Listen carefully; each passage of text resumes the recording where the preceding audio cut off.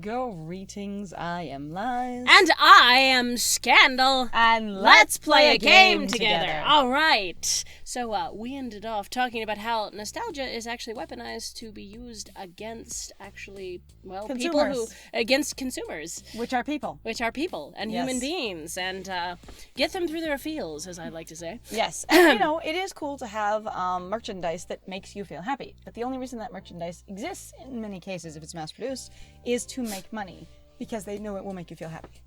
And yeah, okay. All right. One of our top earners with the 30 to 45 demographic. Nostalgia is a powerful motivator, I've found. Except it's nothing like Mr. Moopy's Magic Maze. Indeed, it's much better. Is it true that when you find a retro game, you simply destroy it? Not repair, not restore, not even resell, but just scrap it? Certainly. Why would we ever keep an old relic around? What? When you find one. Not even when you're done, just when you find one. Like, that was a vague way to put that question. Yes. If they walk in, they will see 15 of our games and immediately scrap them. That is what that says. Arcade games are not sacred treasures, they're commodities. Back in 1980X, arcade owners, myself included, routinely junked or converted games. Have to keep those earnings up. Old machines are not welcome. All they do is eat up floor space. Okay, so he's also right. One of the things is that it's true. In regards to a capitalistic model, just keeping old games for the sake of keeping old games is not the best way to make the monies. Yes. As it were. So he's not wrong, but the thing is that the system is wrong, not him. Because honestly, there are plenty of things that people have thrown away over the years that would be incredibly valuable, even if just basically encouraging people to be creative or hanging on or doing something else. And they just got rid of it because it didn't make money. And additionally, they will often destroy those things so that it can't come back and make a resurgence at making money and affect the market later. Yeah. There is a lot of that going on of if we destroy all the retro, then there is none left for you to put your attention to, and you can only have what's actually available in the market. In fact, a lot of ways, while it doesn't happen with the same kind of like destruction of stories, there is a lot of only things being published by mainline publishers are what's basically right now popular in the market. Yes. There's very little risk being taken. And that's actually been a criticism that's been levied at basically the movie industry, at the Hollywood movie machine, as going like all that they seem to want to make is basically very safe moves. Yeah. Which is why the independent film industry is getting bigger. It's true. The arcade scene must move ever forward, evolving into new forms. Classic, retro, intellectual properties. IP, reborn as new games. Ones that make more money. Ones that prey on people with addictive personalities. Ones that incorporate gambling and microtransactions. Yeah, what we like around here are whales, not dolphins. True nostalgia could earn a few points off those old games, but the newer redemption games earn 10 times as much. Why bother? Don't think so. I'm afraid I must disagree with you on that, Mr. Nami. The question is not one of earnings. You can make far more money selling, say, refined uranium than you could ever running an arcade, if that's your only goal. The reason to operate an arcade is to sustain a dream of what an arcade can be. The reason you make it profitable is to be rewarded for your efforts in that regard. And the only reason that dream has shifted in the national subconscious towards your redemption game focus is because you've forced that issue, which is actually a good point.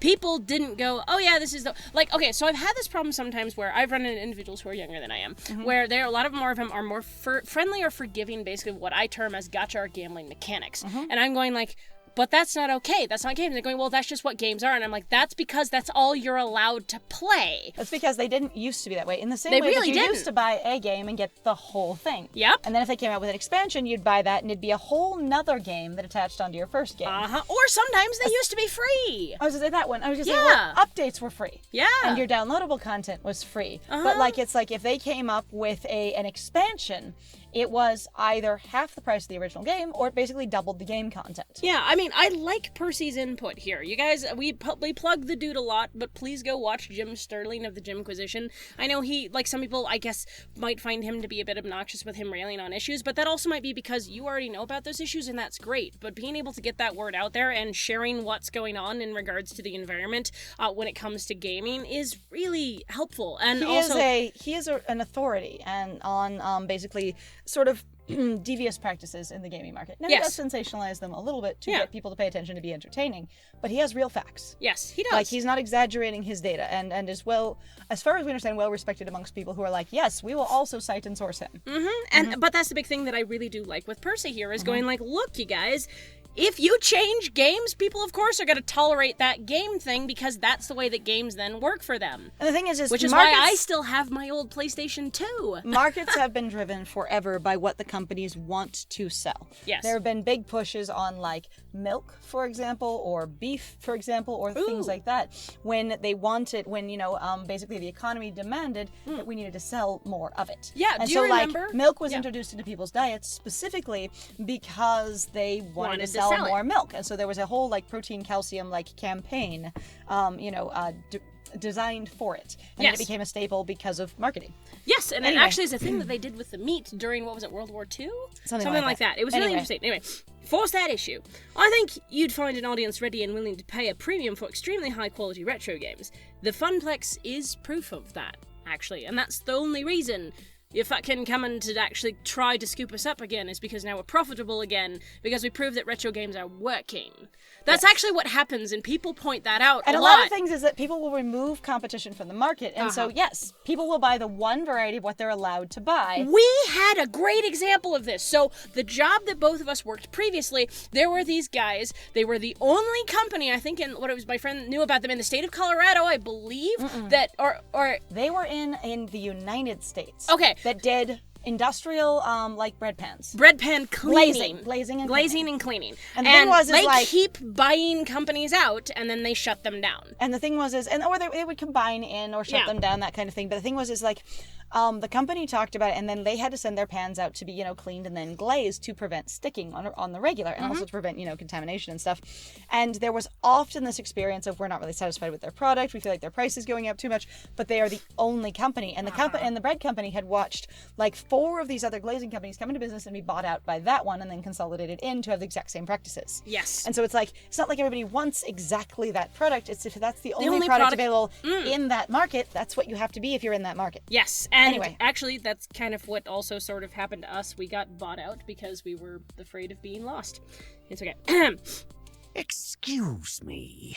Thank you for your opinion, Mr. Sinclair, but I think given my decades of experience in this industry, I know a bit more about it than you. Look at his grumpy face. Yeah. Look at his grumpy face. Which is totally fine, except I think you're full of shit. It is okay, and you may know a bit more about cranking out money really quickly. You absolutely may. Short term versus long term. Maybe, or it just could be. Like, the thing is it might be possible with the marketing campaigns that are in place to be more successful with this company. But you would have to change the market. But again, we're But also you can. throwing out that thing of going, do you have basically a confirmation bias? Are you looking for evidence because you have an idea? Yeah. Is that as you like it, good sir? Percy settles down after having never raised his voice once, simply making his point and moving on, barely hiding a smirk at having raised Deco's ire. That's all my questions. We just asked the last one automatically. That's fascinating. But, like, yeah, his cane is super long. It's amazing. Oh yeah, God. I'm also like, I love the neon reflected in the cane. That's so much fun. Like the pink striping. Right. That's all my questions. Excellent. I suggest we shake on it and set our various lawyers to the task of sorting out the specifics. Sir, We have not agreed to anything. we didn't agree on anything. We also haven't discussed the deal, and I don't own the Funplex. Yeah, no You've shit. got to know. He rises to his feet, extending a hand, bristling with shiny rings to shake mine.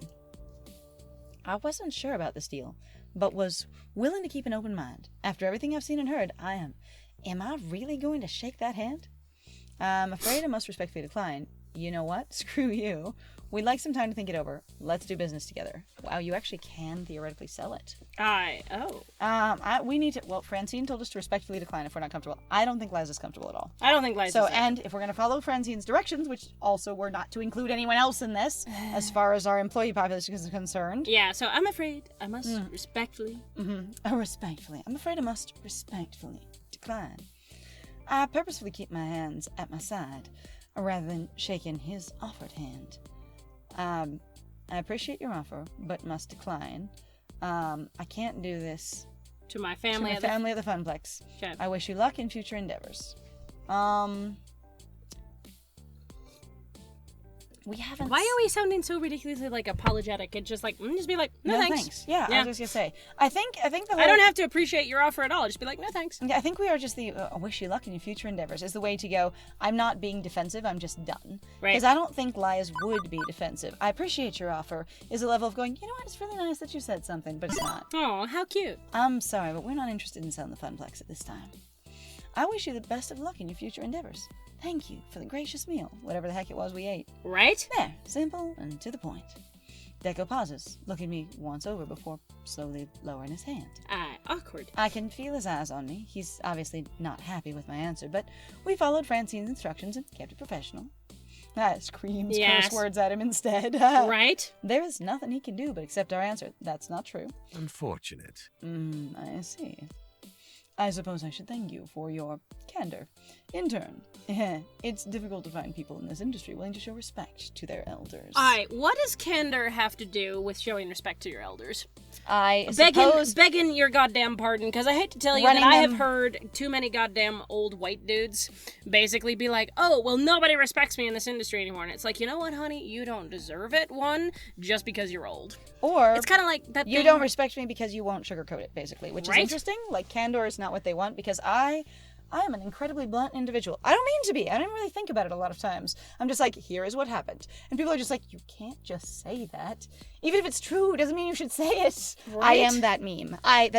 What does lies look like? That meme where it goes, even if it's true, doesn't mean you should say it. That's me. And without any intent to be mean either, which I think is really fascinating. And it really is that genuine, like, here, this is exactly what happened, and I'll just tell you, without any conscious awareness at all that some things could be taken as harsh. Yes, I'm usually, like, surprised when people are like, but saying it like that is mean, and I go, but that's just the truth. And I'm not really adding anything into it at all. I'm just like, oh, what happened was this. Right. And then people get offended. But again, I'm just like, candor, showing respect, it's fine. I think that's bullshit. Maybe that's what he likes. Right. I'm not closing the door on the idea of a partnership, mind you. What? You hadn't even brought up okay, so I'm having problems because, like, Lies keeps going, maybe it could be a partnership. I'm like, we're not even talking about anything together. There's no discussion of what this relationship would even look like. It's just kind of like... Also, he's talking about a partnership with us, because we would keep working there. Just us as the MC. Which is kind of funny because... Which is hilarious, but that's what he's talking about. That's what I get, because he's like, we would keep our job and our position. He's talking about us. I'm not closing the door on the idea of a partnership, mind you. But if you'd like to go it alone for now, who am I to get in the way of that? As he rises up from his chair, he takes a deep breath in. He turns away for a split second before rounding back and looking me dead in the eyes. Ooh, definitely mob boss. Because he wasn't looking in the eyes before. If we are not partners, we must be rivals. Hey, good sir. According to Francine, we've been rivals for the last 30 years and hasn't bothered her much at all. Yeah, pretty much. Like, so, sir, this... That's kind of like an empty threat, but that's all right. You do you, man. Cute, sir. It'll bring me no particular pleasure, but I'm afraid that I cannot allow a rival. I am obligated to bring the full weight of the palace to bear on you. I'm just listening to this and going, so many people who do independent voice acting are like, that is their All Might voice. It really is. Oh my god. It's so don't much. Remind me. I'm like, that's a Deco is now All Might. Sorry, villain Might, it's fine. Because clearly the bad guy. All right? He's the... With poorly dressed? I'm insulted! High cut... All Might wore a bad suit. For that's fair. But, like, honestly, when he wears a bad suit as a villain too. Oh god. All right. Honestly, that would ruin so many people's fantasies, and I would be there for it. It'd be funny. All right. Anyway, hi. Full way to the palace of baritone. You. Hopefully, one day you'll realize the error you've made tonight. Bitch. And as a sign of respect, your personal offer to join my empire will remain open, so you can escape the inevitable fall of your little arcade. So we've been offered a job as well. That's again, fascinating. Like I said, to me, I was going like, this was not really clear as to what was going on. What he's offering At all. That's why I'm like, a what are generous package. What's your version of generous, sir? Because again, if it's $10 million and that is adjusted for inflation, that'd be fine. Which is kind of why I'm a little annoyed at Percy. Because if Lies doesn't know, fine, but like Percy not asking is weird. Because I appreciated your kind of point of going, he might know more about business. I was like, okay, fine, that makes sense. Because the other option would have been Gavin. Because Gavin, in my opinion, would have been like, what the hell is your package like? Because I also run a business, dude. I was like, Gavin seems poor at running business and more at running finance, if you will, which isn't the whole business.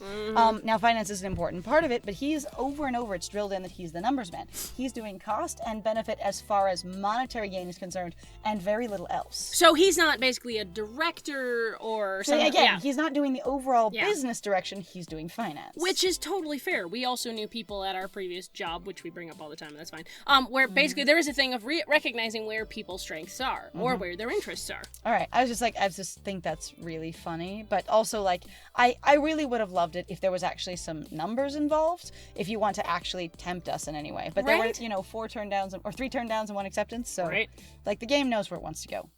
Once more, Deco turns sharply on his walking cane and walks away from the table. I wonder what happens if you say you'll sell. Well, quite tactful, aren't you? I can admire that. Keep your head cool under fire is a key attribute of champions. Also, since so many of our games are cycled in and out, if he gave us a $10 million package, we could just take all of the, nice old ones and just move them. Yeah. And just put them in storage and be like, this is what we've got right now. And then you just assign those out to various people who will love them or sell them off, whatever you want. Right. So that they're not destroyed. Like, there's ways to do it. But then again, people lose their jobs and lose what they love. On the other hand, like, Naomi could go wherever she wants if she's got $1 million. To, find a new career. But that's again, we don't have numbers on this. We don't. And you did the right thing. You kept the Funplex family together. Moopy, the real Moopy, will always have a home. Providing Much we don't run obliged. out of business. Thank you for bringing me along. It's a pleasure to watch you work. Shall we return home? Oh, the arcade is home now. We've moved in together. We have the same home. Aye. Ooh. Hi, honey. How you doing? Ooh, woo. Would you like to go out in the back with me and take a little tat off the top? Aye. We're going to have a pint. Have a bit of a pint. What's that? It comes in pints? It comes in pints. With Deco hosting us, we don't have to worry about paying the check. We drop a quick tip on the table for the waitstaff and quickly abandon ship. That's very thoughtful. Very nice. It also would have been hilarious and honestly very thoughtful to be like, all right, we've got these unlimited cards. We're going to go play ticket games for an hour and bring back a stuffed animal for everybody in triumph of defeating Deco. How much? I'm like, if you're friends, how great would that be? That would be sweet. It'd be super cute. Be like, so we raided the prize counter. Da-na-na-na-na. Right. And we came back triumphant with the spoils of war. Yay! Like, if Lies is playful, they should be all over that. I'd be Anyway, that'd be super cute. We scoot out the door, and from there, it's a short jaunt across town, back to home sweet home. Wouldn't that be hilarious, though? Spend another $500 at his arcade winning tickets on his, basically coin. Right? That'd be great. As I walk into my apartment, shall we head back home? He comes to our apartment. Whoa. It's okay. I assume we went to the arcade and he dropped us off there and we took a bus, or he dropped us off at our house? I don't no even know. idea. It's fine. As I walk into my apartment, the sheer and utter exhaustion of the day hits me like a brick wall to the face, and I realize that none of the other employees even know what happened at all. Oh, sorry. My adrenal glands are tapped out, leaving me in a dreamlike lethargy. Also, Iris was very quiet that whole time. Wildly, much like Isun. I only talk when it's convenient for me, and not when you might actually need my help. Sigh. I can't help sigh as I just stand there, my body too drained to move, reflected on how the evening's events transpired. I realize this day entirely kicked my ass. I did my best not to make enemies, but I'm guessing we made a powerful one anyway, despite my diplomatic efforts. On the other hand, apparently she's done the exact same thing every time, so unless he's got something new up his sleeve, it's been fine. Yeah, right? As I continue to anxiety loop, oh man, they have some really aware language in this game, and I keep being thrown off by it based on the rest of the game. Replaying every moment in my head, something steals my attention. A shimmering beam of hope and happiness. My best friend, Juniper. She's already home, back from another day at her new graphic design firm. She pauses to show she's been happily binge-watching when she finally notices me in the room. That's cute. I wonder what she's watching. I want a ridiculous name for a made-up show. You're right. I need it. So, how was work today? Like, Contest of Crowns. Oh, God. Oh, God, kill me. Well, it It was a day, certainly. The condensed version is that Deco Nami wanted to buy the Funplex, and Francine asked me to go negotiate. No, she didn't. She asked you to go handle the meeting. Fucking not hell. negotiate. Deco Nami asked us there himself. I do not understand. I'm like, why can't your character be honest? Are we lying for some persistent I don't reason, know. or did they really just forget their own language that they Going, wrote? did they not remember? Why did they address it to us if it wasn't to us? Lies going, I was invited by Deco Nami to sell the Funplex. Right? And Francine said I should go. Mm-hmm. Like, Francine assumed it was her, but I should go. Short version, I went over to, on the other hand, this is the short version. It doesn't tell who the invitation's to or anything else. It just says he wanted to buy the Funplex, and she asked me to go negotiate. She asked you to go handle it. Just handle it. But we'll be handling whatever it is in the next one. All right, well, thank you very much, everybody, for joining us. If you like what we do, please feel free to like, comment, subscribe, and also share our videos if you're having a good time with us. Please also feel free to go check out our Ko-Fi or Patreon. We've got some links in the description down below. And I have been Scandal. And I have been Lies. And it was great playing with you. Bye!